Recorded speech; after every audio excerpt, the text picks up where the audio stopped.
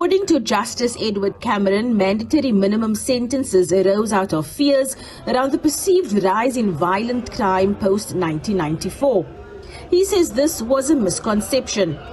Cameron says violent crime in South Africa decreased between 1994 to 2011, saying 2011 was a disastrous turning point for crime intelligence, which then became dysfunctional.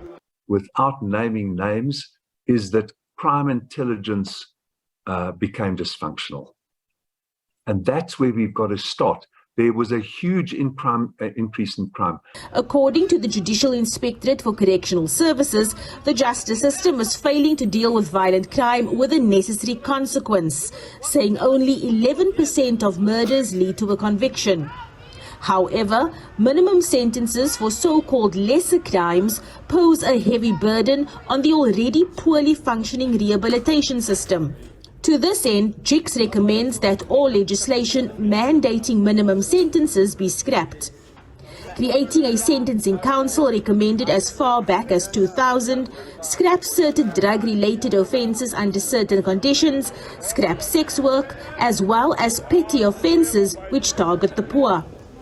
JICS also urges Parliament to legislate alternatives to cash bail. You put a youngster in awaiting trial detention to learn the tricks of criminality and to be exposed to disease. So what do we ask, Madam Chair, if we can go to the next slide?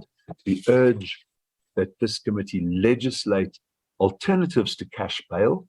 We at JICS are also doing something about cash bail, which let me just drop in a quick footnote here, if I may, Madam Chair. Bail fund. It's a contested idea in America. You raise money from public interest sources and you pay the bail on certain conditions of people. This is outside the justice system.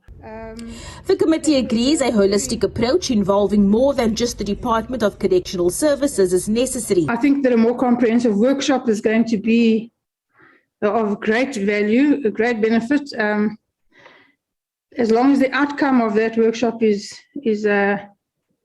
are serious action steps that are then implemented. Talking is wonderful, it leads to great understanding, but if there's no implementation, we may as well not have bothered. JICS called for better cooperation from all players in the criminal justice system. The workshop is envisioned to take place in the first term of the new year. Abra Barbia, SABC News, Parliament.